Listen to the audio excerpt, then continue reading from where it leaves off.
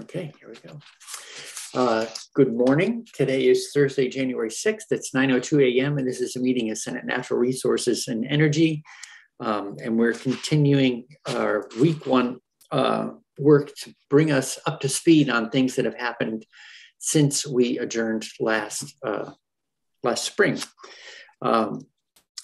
Just a couple housekeeping notes. So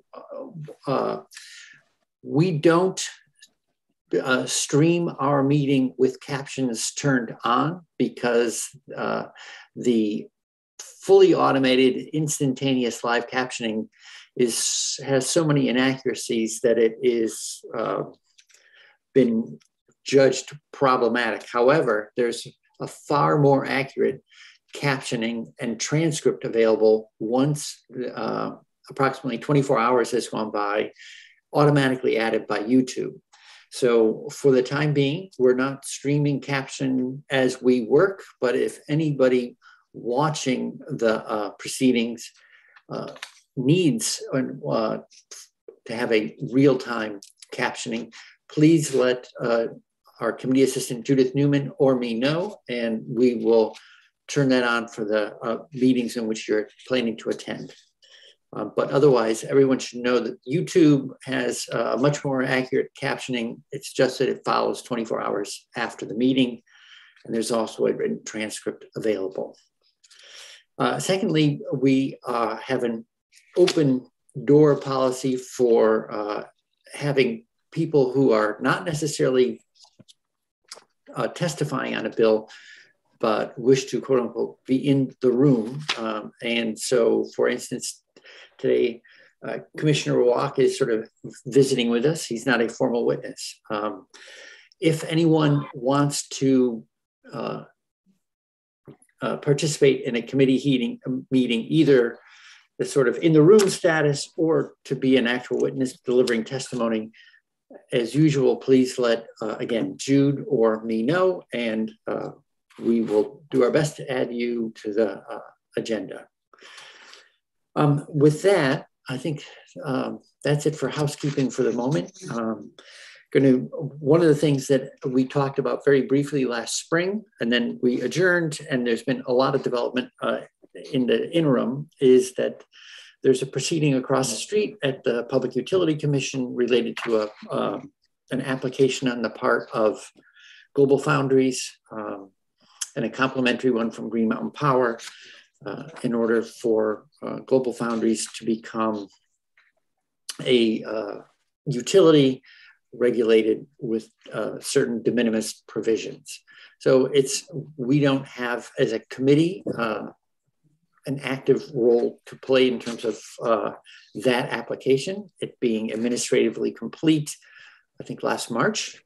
However, it's of interest to us because there's an impact on all ratepayers, actually, when a customer of Global Foundry size leaves the territory of GMP.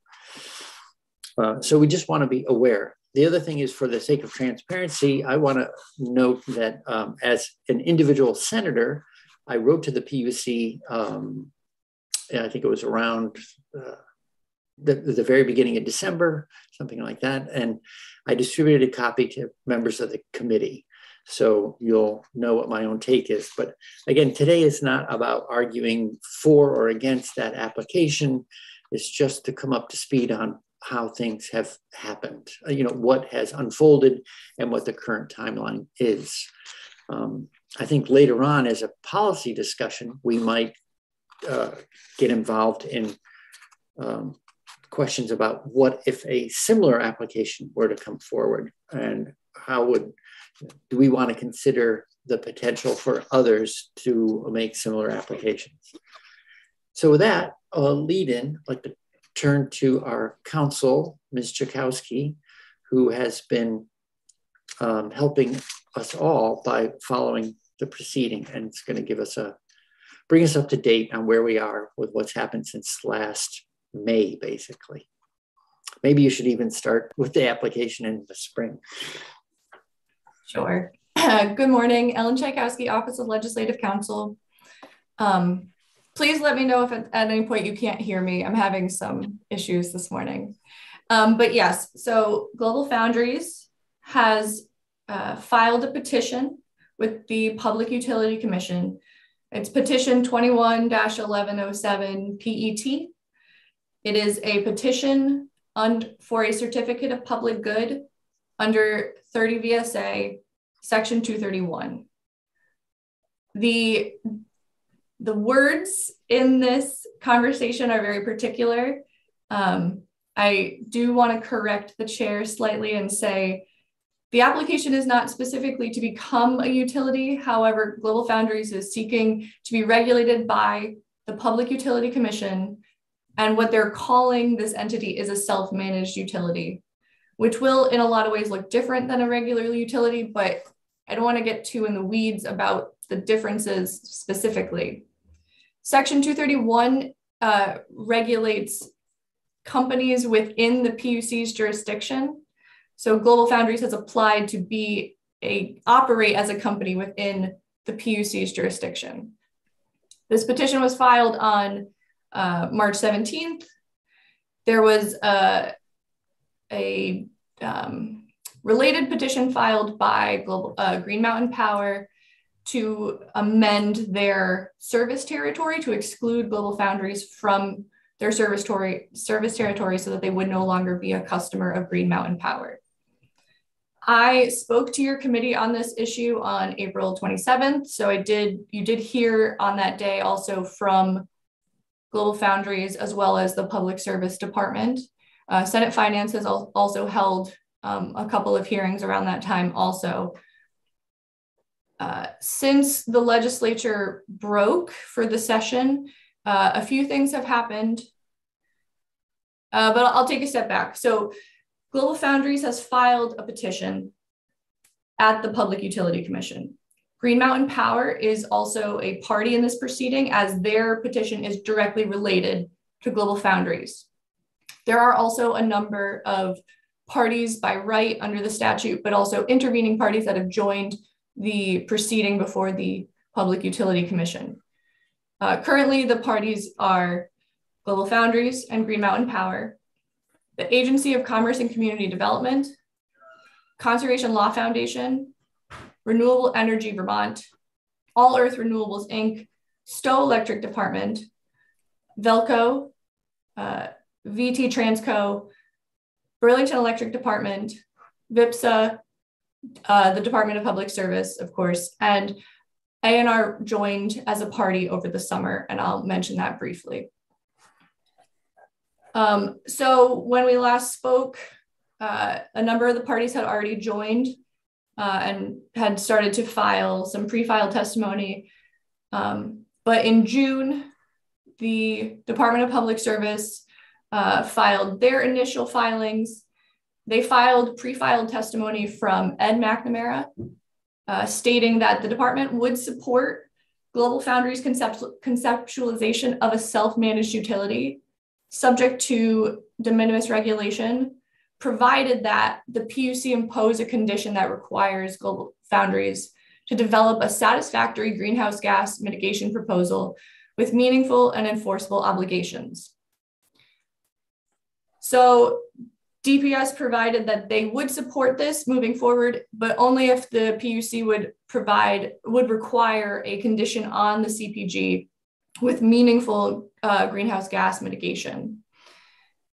Global Foundries responded in its rebuttal testimony that it would agree to a condition setting a commitment to greenhouse gas emission reduction, provided that the goals and mechanisms specified were practicable. So in September, the Department of Public Service submitted a letter of intent that was signed by Global Foundries, the department, and ANR regarding their intent to enter into a memorandum of understanding establishing a greenhouse gas emissions reduction plan. As it was interpreted, the parties planned to negotiate greenhouse gas reductions and we're planning to submit the plan to the PUC as a proposed condition of the certificate of public good. It was at this point that A&R joined this proceeding as a party. So, and part of that reason was A&R is the agency within the state whose job it is to protect the interests of the state, particularly in regard to air pollution and greenhouse gas reduction and climate change. So that was September 23rd. The parties were looking to have a finalized greenhouse gas reduction proposal by November 15th. In the interim, there were a lot of other issues that the other parties were briefing and discussing as part of the case. So during the summer and fall, there were no hearings on this case. There were just a lot of motions filed, as well as briefs on the legal issues, as well as requests from information from the various parties. So a form of discovery was taking place. They were seeking information, and information was going back and forth between all of the parties. All this information is available on the PUC's website, ePUC. But so a number of other legal issues came up during the summer that the PUC and the other parties were interested in. So on September 30th, the PUC issued 2 orders. One asking GlobalFoundries for additional information, and then the other asked all of the parties to brief on 2 specific legal questions. First, they asked whether the PUC had jurisdiction to grant GlobalFoundries' request to operate as a self-managed utility under de minimis regulation. I think this is the question that a lot of, that came up a few times during the hearings before the legislature last year, whether or not this is a issue that the PUC has jurisdiction over. So the PUC's asked the parties to brief this issue and provide legal arguments on whether or not the PUC has jurisdiction. They also asked whether all the parties to provide legal arguments on whether GlobalFoundries tenants are customers, such that the operations, if continued, if continued to provide power to those tenants, would constitute a public service business. So this is another sort of complicated aspect of this proposal. GlobalFoundries has a very large campus. On that campus, not only is there facility, but also a number of smaller tenants, other businesses who are currently their tenants. GlobalFoundries is their landlord. So a few of the parties raised whether or not these are, by providing power to these tenants, are they in fact acting as a utility if they were providing power to these entities. So the parties were asked to brief those issues, and they did. So the legal briefs on those issues were due on November 8th. GlobalFoundries and Green Mountain Power filed briefs addressing those issues. In addition, All Earth Renewables filed briefs, but also filed a motion to dismiss the case. And the Conservation Law Foundation filed a motion for summary judgment, which would also effectively end the proceeding. A few days later, on November 12th, GlobalFoundries filed a letter with the PUC stating that they had not reached an agreement with the Department of Public Service and A&R regarding the greenhouse gas reduction plan. So there isn't currently an MOU or a greenhouse gas reduction plan before that has been submitted to the PUC. And there were further reply briefs that followed that. So at the moment, there hasn't been any movement on the case in a couple of weeks. The parties filed their final sort of legal arguments in the middle of December on these legal questions. The PUC has made the rest of the proceeding schedule to be determined. So they canceled the initial hearing on the case and made it to be determined based And that will largely be based, I think, on their evaluation of the legal briefs on the question of jurisdiction. But also they are reviewing the motion to dismiss and the motion for summary judgment, which would effectively end the cases if they approved agreed with either of those motions. So the rest of the schedule is to be determined. So they're sort of in limbo at the moment. The PUC has not weighed in on any of the motions that have been filed recently. So the parties are currently waiting to see what the PUC is going to do in response to the legal arguments that have been made and the motions.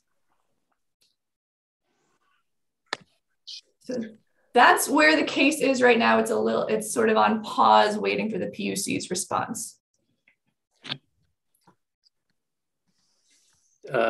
Any questions for counsel?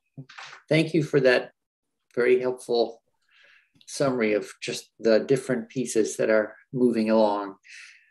When I first heard about the request for more filings from parties on the questions, et cetera, there was, I don't know if it was officially stated or it was just people guesstimating, but that in the second half of January, they might be, I'm not sure what they would be doing. They'd be setting the rest of the schedule, I guess that's what, or coming back with a judgment on some of those questions you laid out. So, but what I had heard was the second half of January, we might hear from the PUC. I don't know if you've heard anything more. Sounds like nothing official has come out. I haven't heard anything. Okay. There's nothing recent on the EPUC. And I'm not a party to the case. I'm not in contact with anyone, so I don't know what's going on. Okay. Senator Campion. Thanks, Senator Bright. I missed this part, I think. So our role in this right now, are we sort of observers? What's the legislative possible role in all of this, if any? Other than chopped liver? Well, I mean, I'm just trying to, is this something that we observe and we watch happening in live time, or is there a role for the legislature in all this?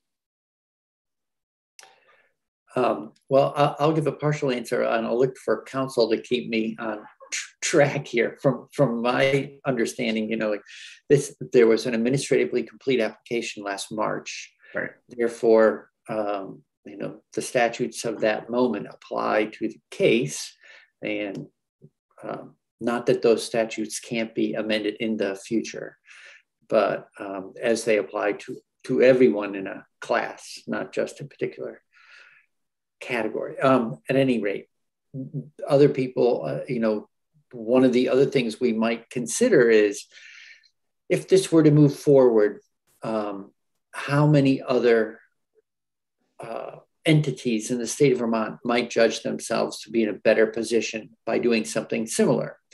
So I've heard a variety of things. For instance, the UVM campus and health center of Vermont, large customer in BED territory, might they say, we want, in essence, out, we're going to go shopping for our own power? Or could you have a virtual consortium, all the ski areas that use a lot of electricity, say, we're going to be a virtual utility and we want to buy our power in bulk.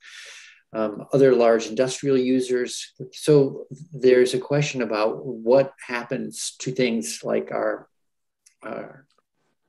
energy system in the state of Vermont if we start to have large consumers step out of traditional regulation. And one of the key elements of the Global Foundries provisions is when they're asking to be subject to de minimis regulation, they, for instance, don't want to be bound by the obligation to participate in our renewable energy standard. So that would be 8% of the state's load, leaving one of our major energy programs at a time when we're confronting climate change and trying to manage greenhouse gas emissions. Now, there's more than one way to do it. I'm not saying that RES is the only answer, but if this were to become a trend, then I think that's where I really see us looking forward, is where I feel like this is nudging us to look forward at how this might roll out. Senator McCormick. Thanks. The way I taught this question of just what is the role of the legislature relative to the administration and vice versa. We write the law, but then we hand it off to the administration to administer it.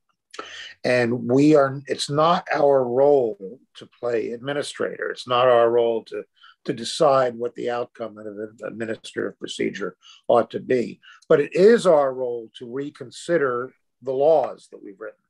And the question is, if we don't like this happening, then the question is, okay, we don't like it, but is it legal? And if it's not legal, if somehow people are misinterpreting or misusing the law, that will come out administratively or judicially, perhaps. It may be that we don't like it, but it is legal. It may be that it's consistent with the law the legislature has created, in which case we then have to consider, should we rewrite the law? And that's my understanding of what we're doing now, is looking at the situation and say the question, do we like it? If we like it, fine. If we hate it, is it legal? And if the thing we hate is legal, do we need to rewrite the law? And now I can be corrected where I screwed up. No, I think, if you don't mind, I think that was a really good explanation. And I don't want to go too deep into this, but a lot of people have raised the fact that the phrase self-managed utility is not in statute. And that's true. And this does appear to be a novel petition before the PUC. There hasn't been anything identical to this before. However, they are making a legal argument that under the current structure, they could do this. And the PUC is currently deciding whether or not they are correct. And so, that's what lawyers do a lot of time is try to parse the words and see if what they're trying to do fits under it. And Title 30 is a confusing chapter of law, title of law to read. It is a little bit complicated. And so potentially, if there are ways that you could clarify if you would be interested in clarifying for the future.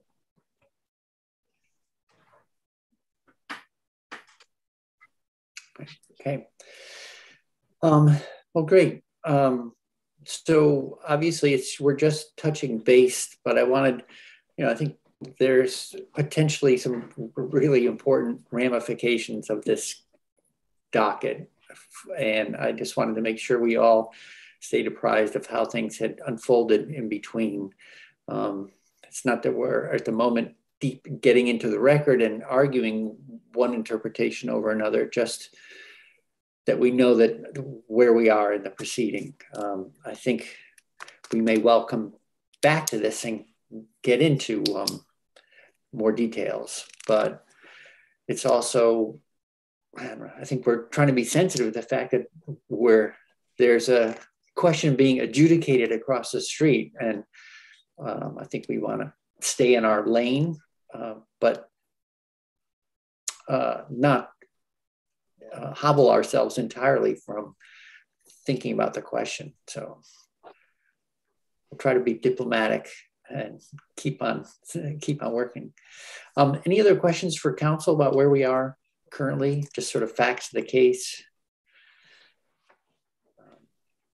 All right. Well, thank you very much for coming in, bringing us back up to speed.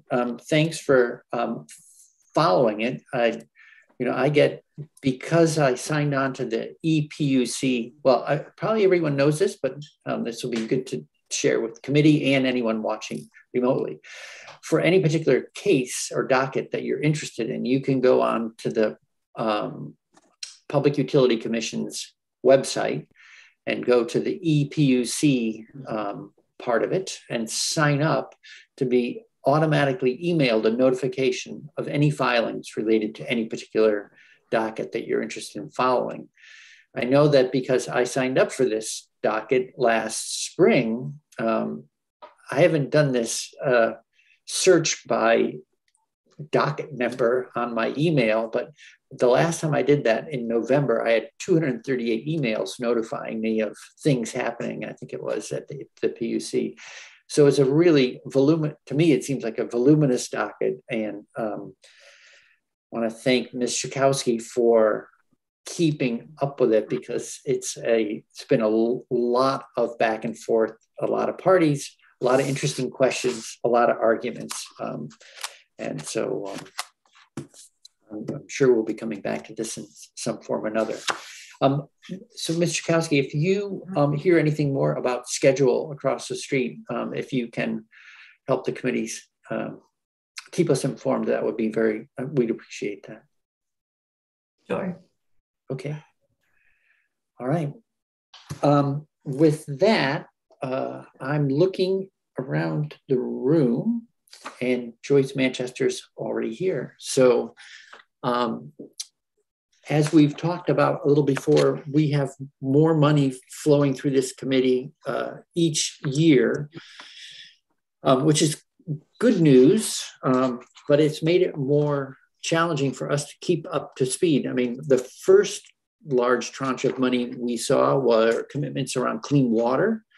And now with ARPA money and work on climate change and infrastructure, there's literally hundreds of millions of dollars. And it's been my sense that the committee has been in a somewhat passive position, where we receive budgets from A&R, for instance, but we haven't had we have partnered somewhat infrequently with JFO to help us follow and actively participate in looking at the money. So this year, I talked to Catherine Benham, actually starting in the fall, and about trying to make sure that we work more closely and collaborate with JFO throughout the session, so that before we're under a lot of pressure and budgets are closing, et cetera,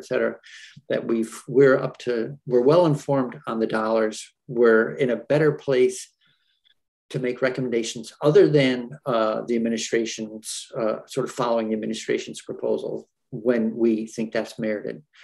So with that, I'd like to welcome Ms. Manchester to the committee, and also one more time make a public service announcement for the committee and to anyone watching that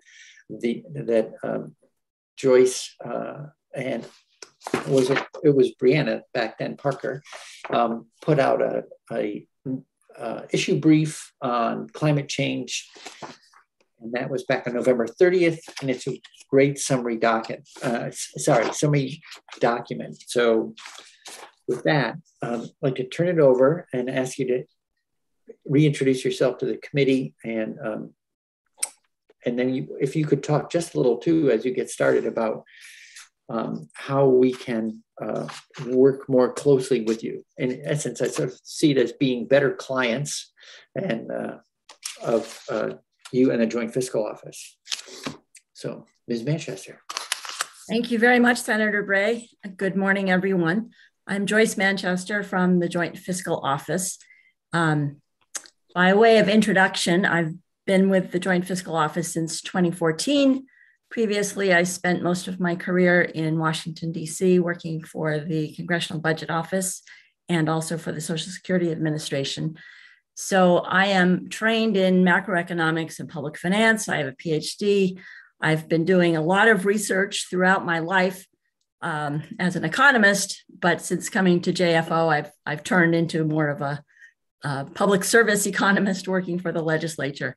So the job of JFO in terms of climate change has been spelled out in the Global Warming Solutions Act, which you all passed back in 2020. And JFO is on the hook to produce a report that looks at the economic, budgetary, and fiscal impacts of the Climate Action Plan. Yesterday, Secretary Moore did a very nice job presenting the Climate Action Plan to your committee. I wish I could tell you that the Climate Action Plan contains the information we need to do our report.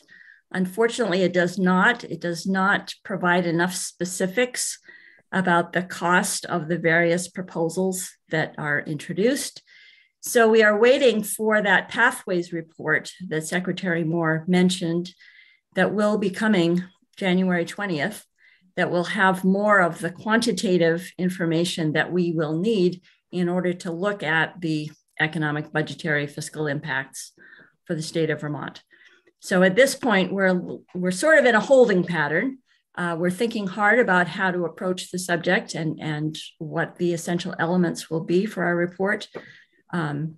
Today, I'm going to provide some background information about climate change in Vermont and the public policy solutions that might be out there.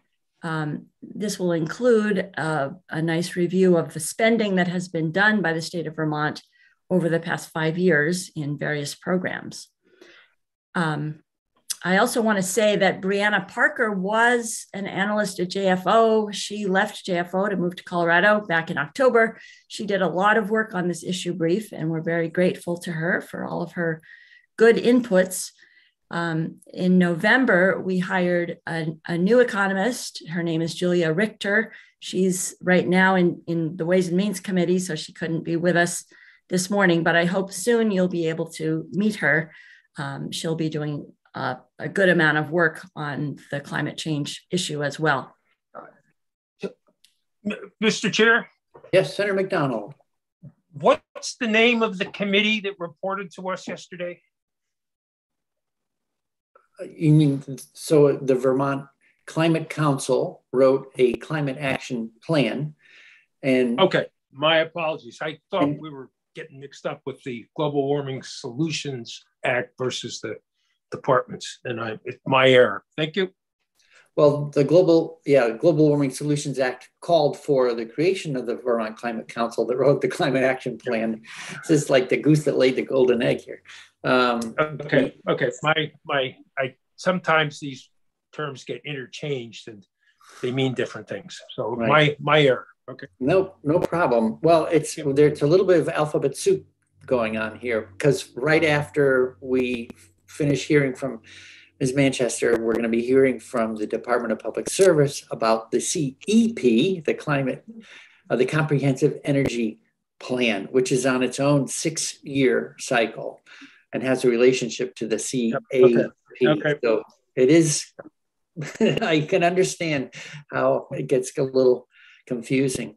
The one thing I wanted to say, Ms. Manchester, is that we know, last year we did a lot of work on weatherization, and we are going to be doing a committee bill. So that means that by January 31st, we'll have formally introduced something that lets us continue our work on weatherization.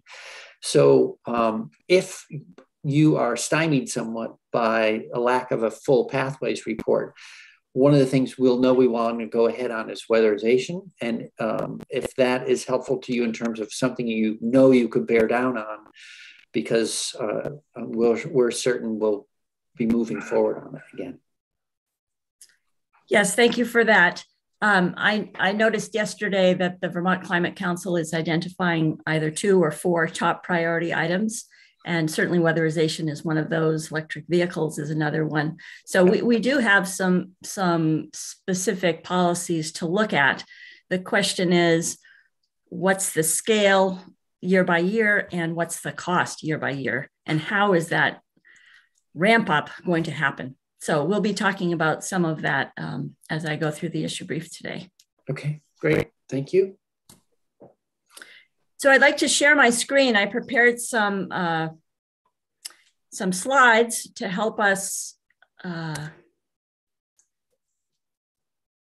hope you're seeing my screen, yes? Not quite yet. There we go. Okay, good. Right. So I'm going to be talking today about the issue brief, and I'll be running through it as it was released back in December. This title is Climate Change and Public Policy Solutions in Vermont. And again, it was co-authored with Brianna Parker. The question is, why is there we go. So there will be three parts to today's talk. The first part has to do with existing Vermont programs for greenhouse gas reduction. We'll be looking back over the past 5 years or so. Part two will look more specifically at the requirements that were set by the Global Warming Solutions Act. And again, you saw a little bit of this yesterday, but we will review. And part three has to do with some possible forthcoming strategies and associated considerations. So this is a broad look. This is not specifically what's available in the climate action plan that's been recommended by the Vermont Climate Council, but it's sort of a big picture view of various actions that could be taken. So we'll start with part one. And as you know, Vermont already has a lot of programs in place to reduce carbon emissions and to improve adaptation and resilience.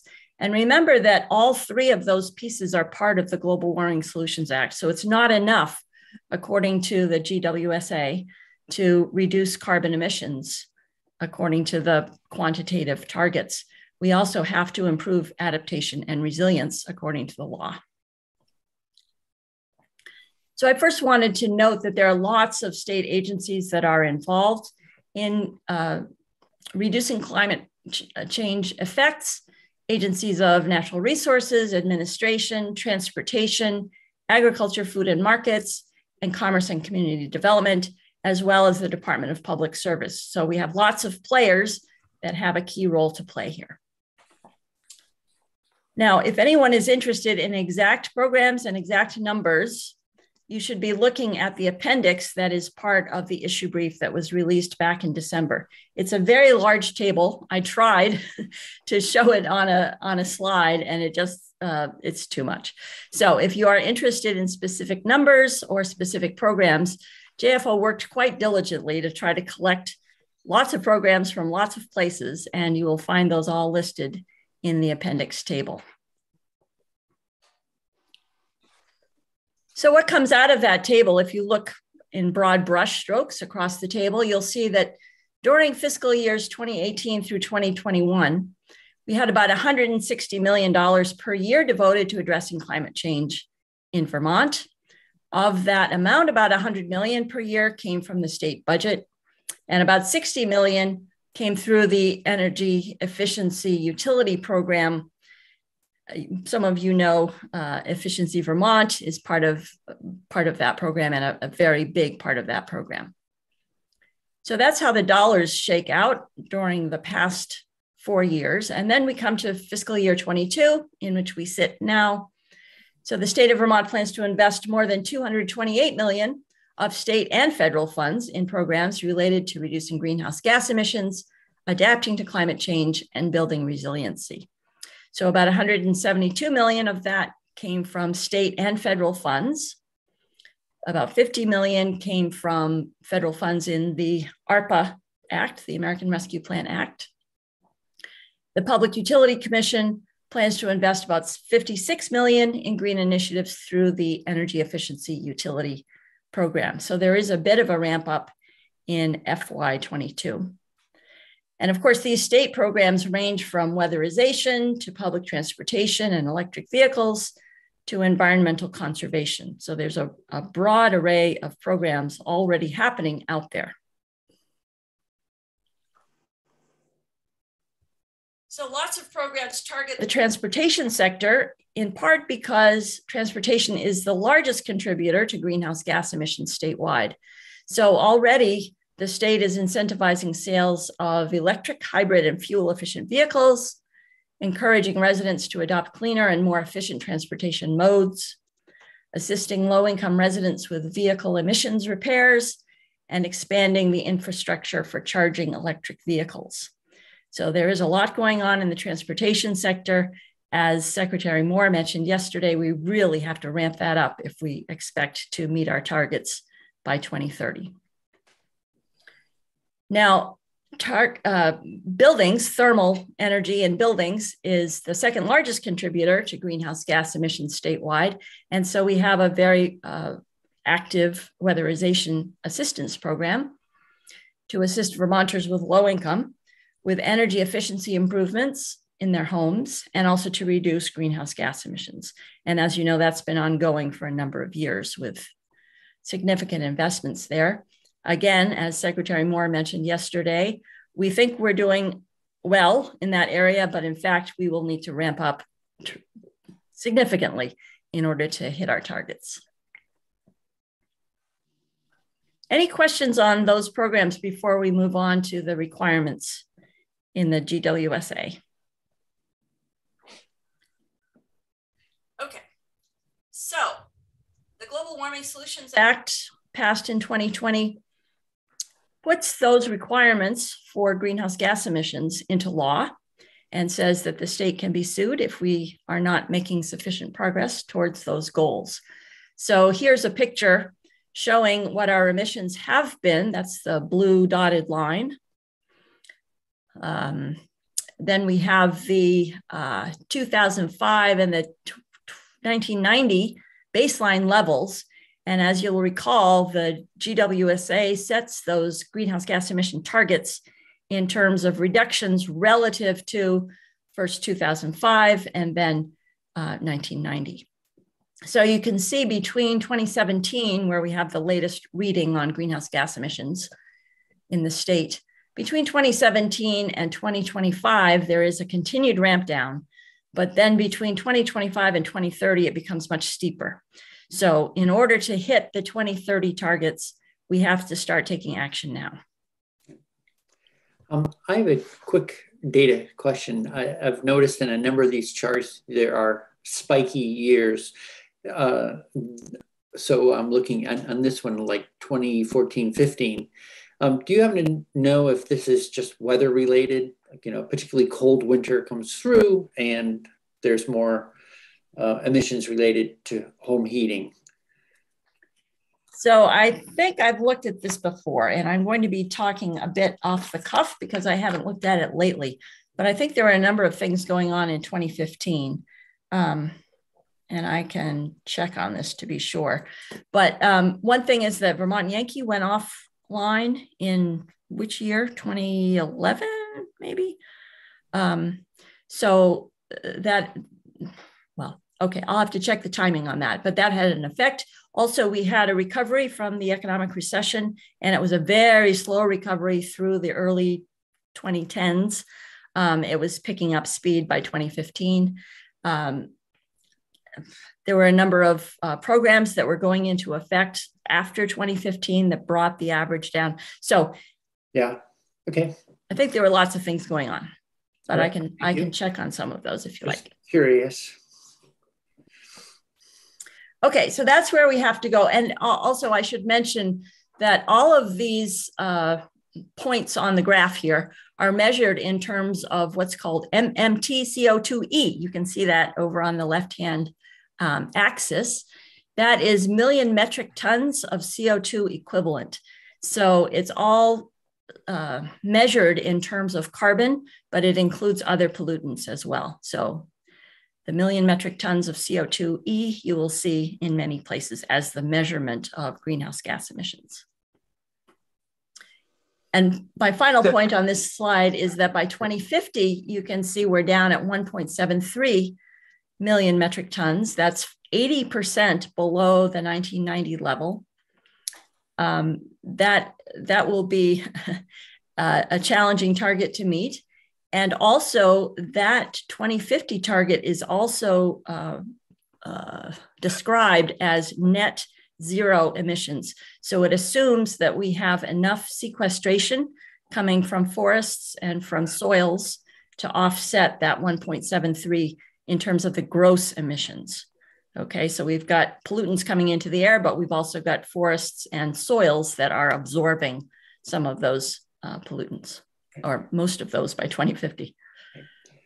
Senator McDonald, did you have a question? Okay.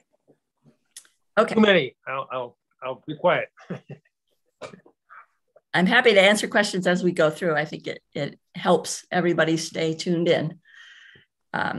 Okay, so here's a table that shows the sources of greenhouse gas emissions in Vermont.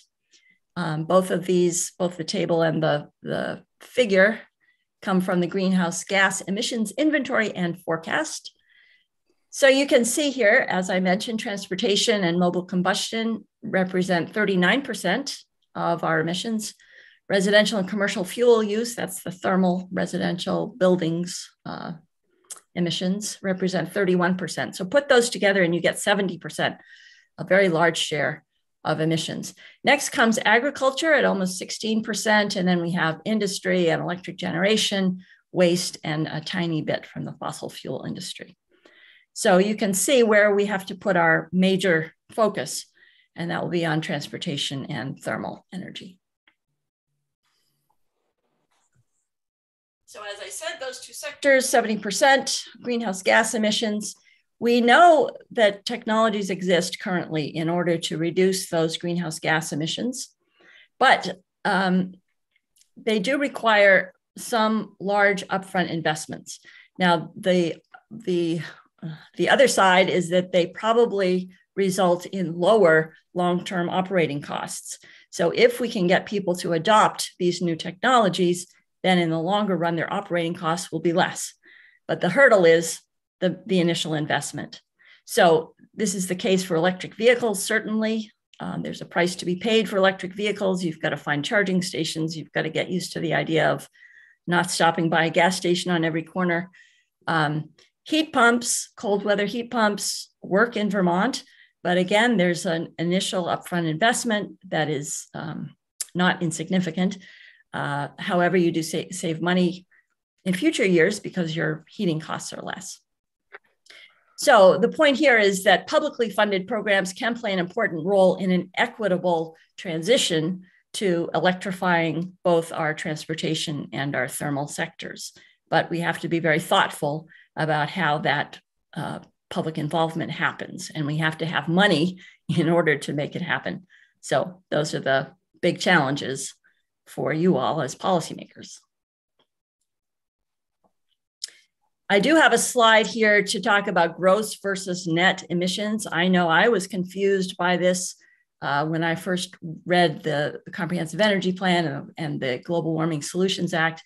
I did talk about this earlier, so I don't want to spend too much time on it. But it is true that both 2025 and 2030 GWSA requirements focus only on the gross annual emissions. So how much are we generating that's going into the air? The 2050 requirement is zero net carbon emissions, meaning that we count not only what's going into the air, but also what's being sequestered in forests and soils. The issue is that forests are sequestering less and less CO2 equivalent over time because we are losing acreage, and maybe also because we aren't managing the forest as well as we could. So you can see in the lower part of the slide, gross emissions in 2017 were 8.67 million metric tons of CO2 equivalent. So the forests were sequestering about 4.63 million, so about a little over half. Net emissions in 2017, 4.24, but that sequestration coming from forests is declining over time. And so we need to be careful about how we're managing our forest resources as well as our agricultural soils. You mean the forests are being cut? Is that what you're saying? We are losing acreage. Forest acreage has been declining. And also we may not be managing the forests as best we could. There's a lot to be discussed in terms of forest sequestration. Of course, if you cut down the forest, you're no longer actively sequestering, right? The green leaves are no longer absorbing the carbon dioxide. If you burn that log, you are sending some of that carbon back into the air. So what had been sequestered is now turning into carbon emissions. On the other hand, if you turn that log into furniture, you are essentially capturing that carbon and holding onto it as long as the furniture is not burned up, right? As long as it's not emitting the carbon. So there are many complications along with forest sequestration. I'm no expert, but I've been interested to learn a little bit more about it. Yeah, and just a note for all of us. So as part of the Act 250 bill, we'll be doing, it includes addressing forestry, and because I think this committee has been alarmed by the trend. I think depending on whose numbers you're looking at, we're losing something like 11 to 15,000 acres a year, which honestly, I don't quite understand how we're doing that, because Senator Westman. So I would, and Senator Campion has brought this issue up a number of times on the committee. I would like to spend some time more with that.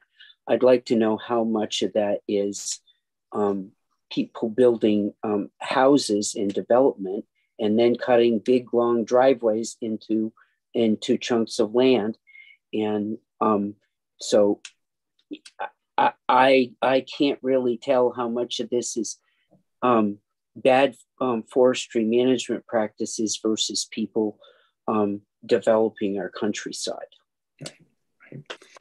So yeah, as Senator Campion, as you said, he's been helping us keep our eye on this. And I think we're all disappointed to see how the trend has gotten continued and maybe gotten worse. So while it's our turn, I think we'd all like to turn that around. So, okay. So thank you. Just related to that, Mr. Chair, if I may. Yes. I did take a look last evening at President Biden's, it's the America the Beautiful Act, which again is setting aside, or hoping to set aside 30% of American land. And I don't know if there are ways that this committee can collaborate, how the state of Vermont is collaborating, but it might just be interesting. It might be a good way to review this conversation by bringing A&R back in at some point to see how they're working with our federal partners on this. Right, great. Thank you for that reminder. I think it's a 30 by 30%. And obviously, well, given that forest land covers 75% of Vermont now, although most 80% of that is privately held, I don't, the good news is we have a lot of green space already, but the bad news is that we are, it's trending the wrong way. So thanks. I think this is probably it's a slow, quiet, but really important thing for us to make some progress on this session. Just, Mr. Chair, the marketplace encourages people to cut forests down and sell the lumber. That's why the forests are being reduced. So unless you got a plan to encourage people not to cut it down and sell it for chips or lumber or whatever, and to use it for other purposes, it's going to continue to happen. So, Mr. Chair, Westman? Yeah, Senator Westman.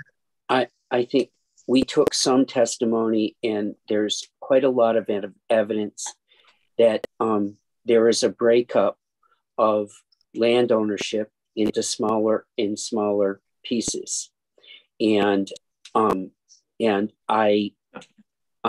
worried that plays a huge piece in this, and we keep hearing about that, but we don't seem to be able to get our arms around quantifying that. Senator Westman is correct. There is money to be made in developing forest land for housing. There's money to be made in cutting forest land down and selling the product. And those are profitable activities in a society that believes in free markets. And we will continue to see throughout Vermont and the rest of the world forests being cut down because cutting them down is profitable and makes money for the people that own those properties.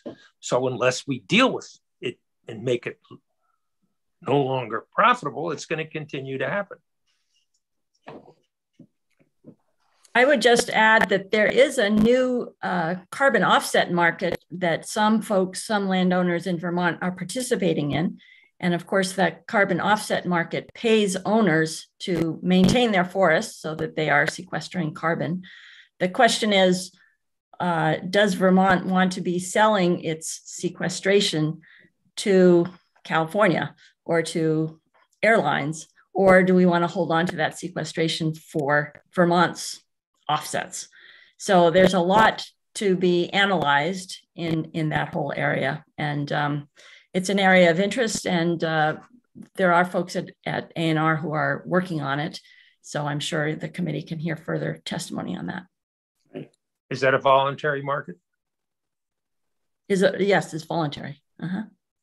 Well, so those people who choose not to join the voluntary market for carbon offsets will continue to profit by cutting forests down, as they do, is going on throughout the world.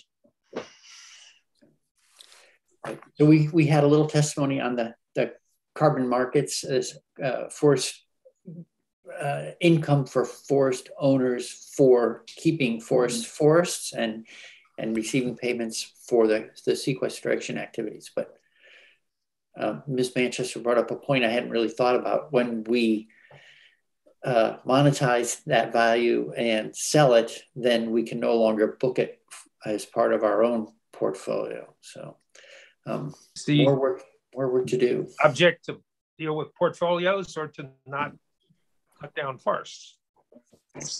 Okay.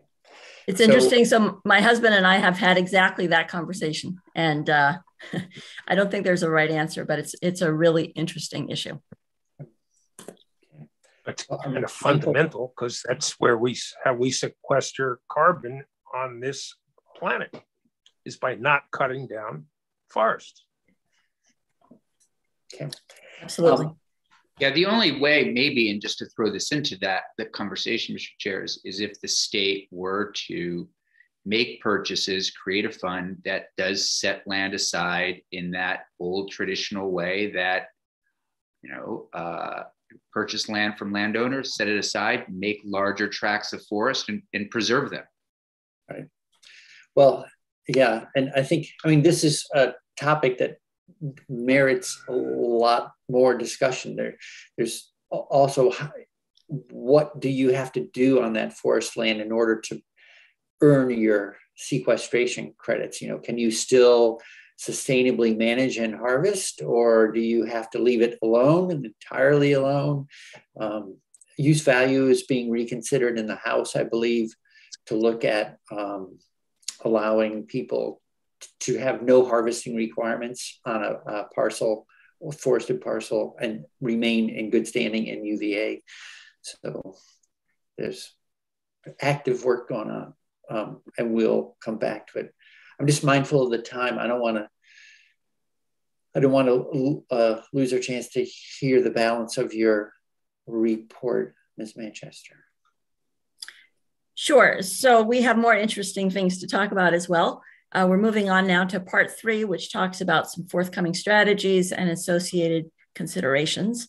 So it's certainly true that we will not be able to adopt 3 or 4 policies and hope to meet our targets. I think the targets are going to require a very broad swath of policies to be implemented in order to achieve those targets. So one important aspect for policymakers is to think about both equity, being fair to all parts of society, folks with low income, folks in rural areas, people employed in specific industries and so forth, but also the efficiency. So we want to achieve the largest reduction in emissions per dollar invested. So both of these considerations are paramount going forward. So I want to talk a little bit, oh, sorry, I need to get back to my, here we go. Why is this not advancing? There we go. So as I mentioned, we want to avoid any disproportionate hardship on certain Vermonters. Historically, it's been true that people with higher incomes have been early adopters of big technological and social transformations. And I'm thinking here about electricity in the early days, broadband, certainly public education way back in the 1700s. So those early adopters are already doing their thing in Vermont, buying electric vehicles and heat pumps and so forth. But people with lower incomes generally have been less able to benefit because of those upfront costs we mentioned earlier, because of price adjustments, lifestyle changes, other unforeseen consequences. So now we are looking at electrification of vehicles and heating, and we especially need to pay attention to Vermonters with low and middle incomes, those living in rural areas, and others who might be adversely affected. So this is going to be a challenge going forward, certainly. I wanted to talk about some of the big picture ways to address climate change and greenhouse gas emissions. I'm going to start with an approach known as carbon pricing, also known as carbon taxes, carbon fees, all of that sort of thing. So here, the idea would be that an extra tax or an extra fee gets tacked on to the cost of using energy. The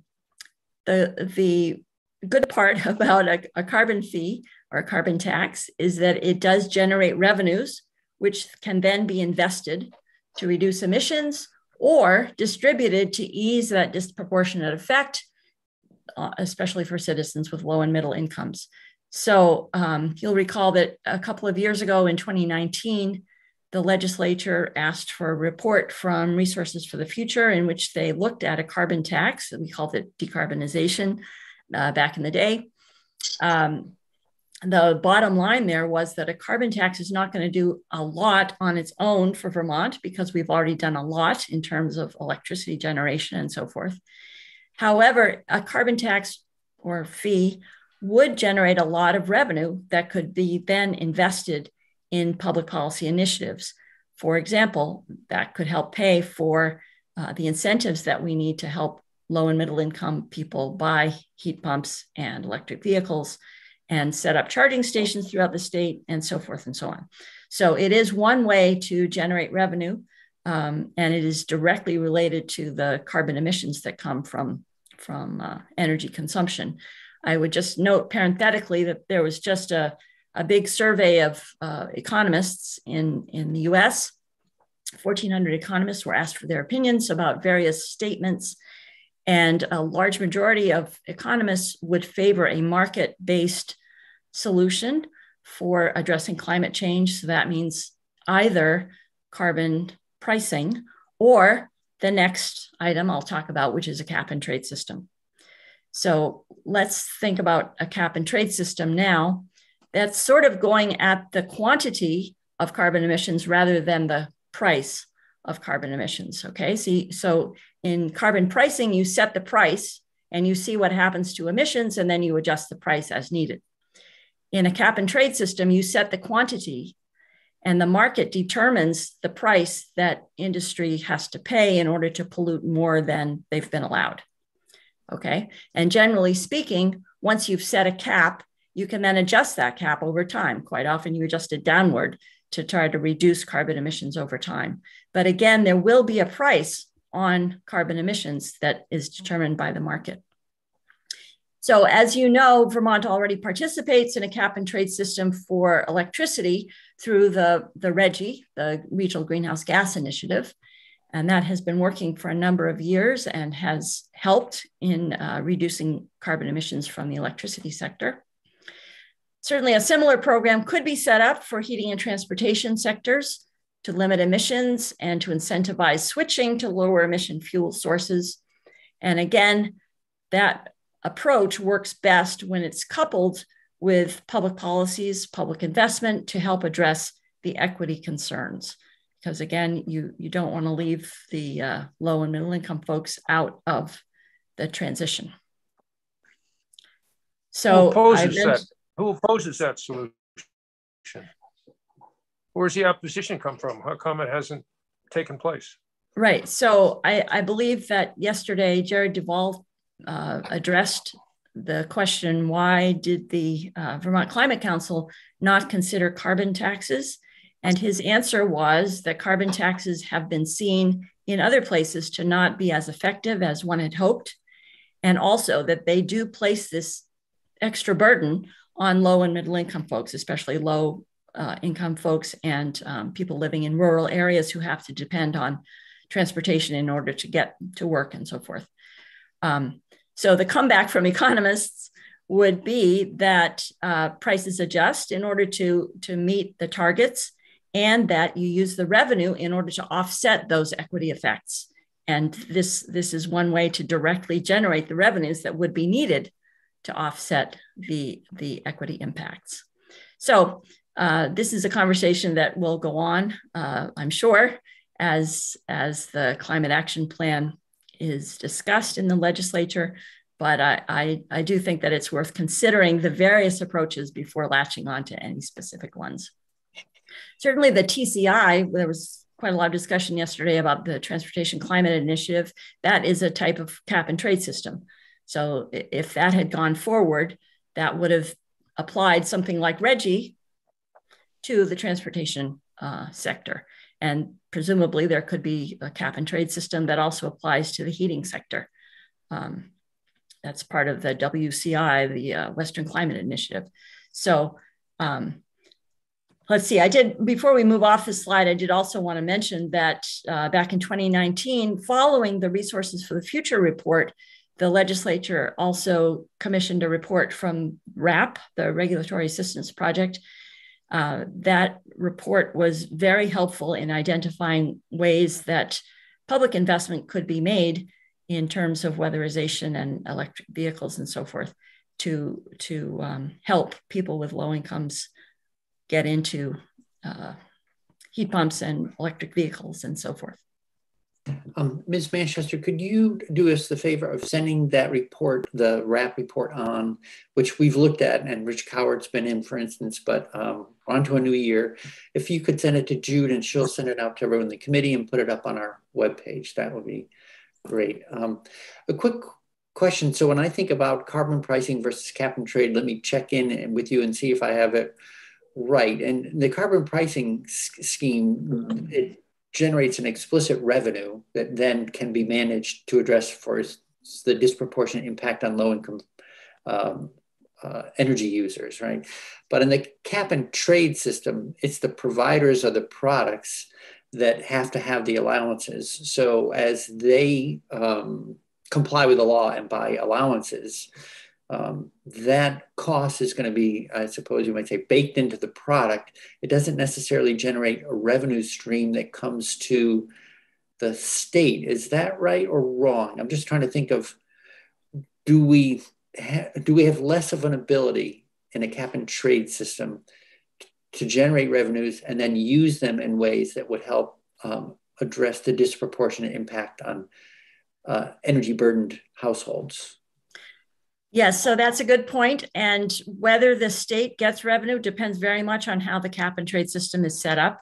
For example, the TCI program would have generated hundreds of millions of dollars for the state of Vermont because the allowances were being bought and sold through the state, and the state received many of those revenues. So it really depends on how the system is set up. But you're right to ask that question. Okay, thank you. Okay, and finally, we get to the third general approach, which is direct public investment. And that can take many different forms: technology subsidies, grants for innovation and research, procurement standards, for example, requiring that the state fleet only purchase EVs going forward. That would be an example of a procurement standard. And clean energy products. So this would be part of RES, for example, setting regulatory standards for where energy is coming from. So one aspect is that public investment probably needs to pay attention to efficiency. In other words, where are we getting the biggest bang for our buck?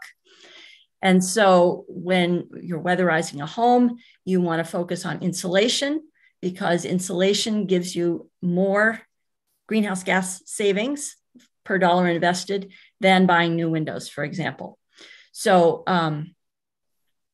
to increase equities, programs could include tiered subsidies based on income or direct support for rural households. So maybe you say, okay, we pay 100% of weatherization expenses for households under a certain income level.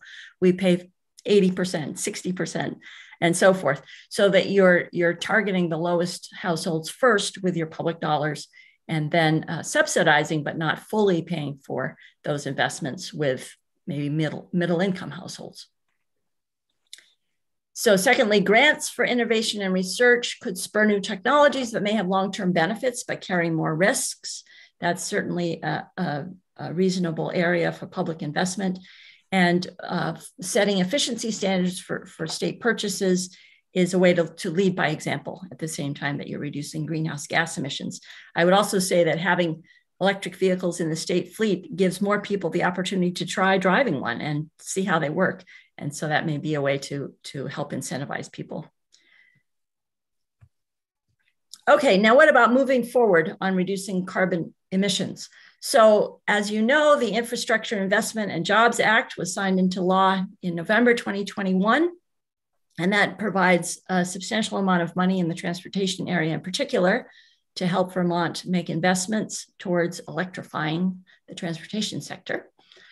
The Build Back Better bill is maybe on resuscitation at this point, but there's some chance that there will be further investment funds coming from Washington to help Vermont in public investments in electric vehicles, charging stations, heat pumps, hot water heat pumps, and cleaner fuel. So there may be more federal funds coming, and certainly ARPA has provided a large number of dollars to Vermont in order to invest in climate approaches.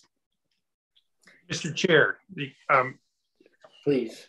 all of that is all that was just said was true, but the Infrastructure Investment Act is a step backwards in carbon. It uses more carbon than it saves.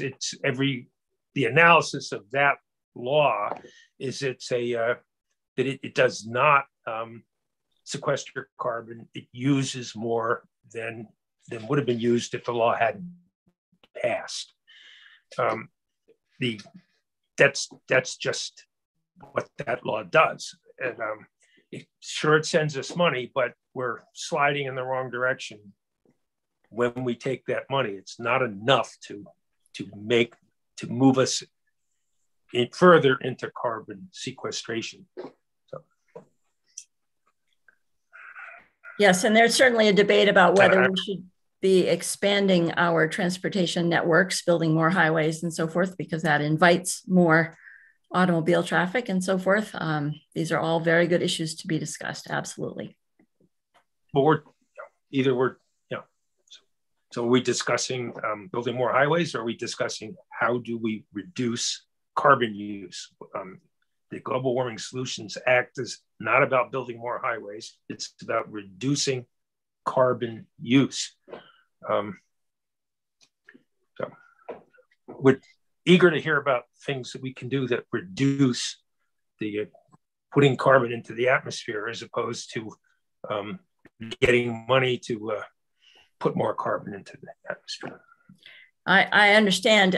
I think it's important to remember that the Global Warming Solutions Act also requires adaptation and resilience, so that we cannot just focus on reducing carbon, but we also have to think about where we build new housing so that it's not subject to extreme flooding and so forth. How do we build charging infrastructure so that we can support the electric vehicles we need? All of that. So, okay. So the Climate Action Plan, released by the Vermont Climate Council December 1st, 2021, illustrates steps that Vermont needs to take to reach the GWSA requirements in 2025, 2030, and 2050. Here I made a point not to be overlooked. The Climate Council recognizes the critical importance of maintaining a focus on social justice. And again, this has to do with Vermonters with low incomes, Vermonters who live in rural areas and so forth.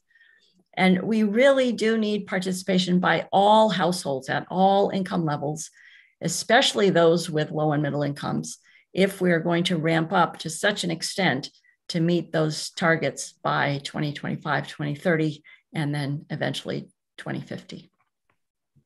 So finally, I've included a list of resources for the committee.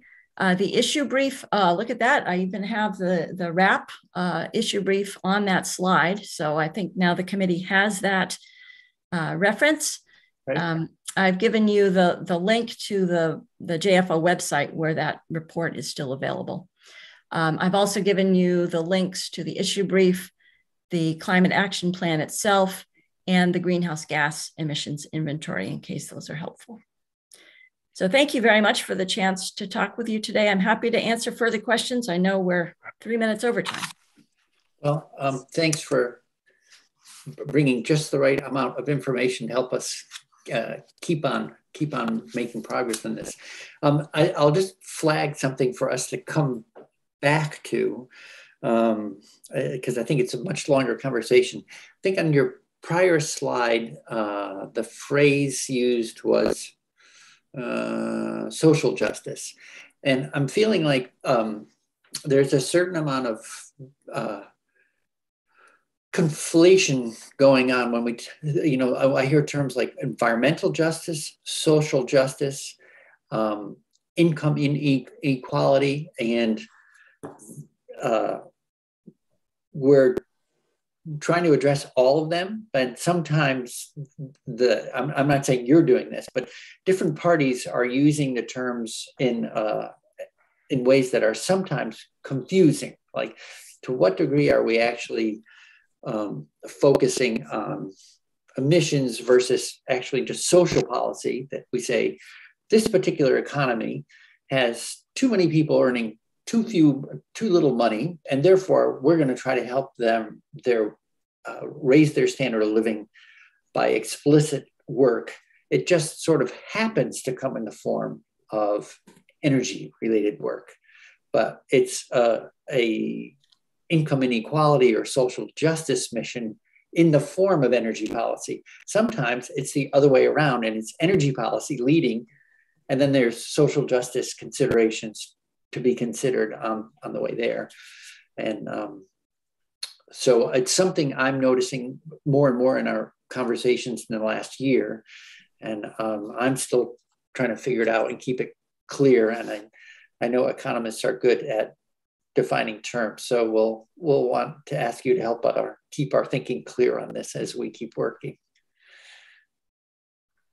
Right. Certainly, and I know that the Vermont Climate Council has spent a lot of time thinking about social equity, social justice, the BIPOC community, low-income folks. Yes, and they're trying to get feedback from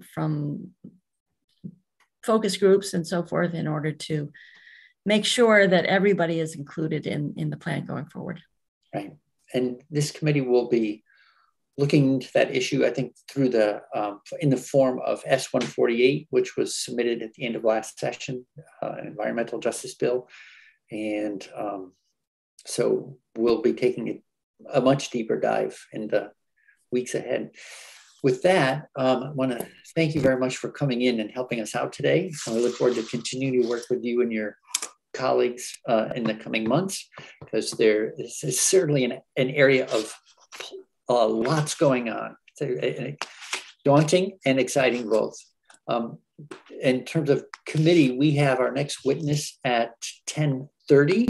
So we'll have a 9-minute break, and then we'll jump back in for the balance of the morning on the comprehensive energy plan. So thanks very much,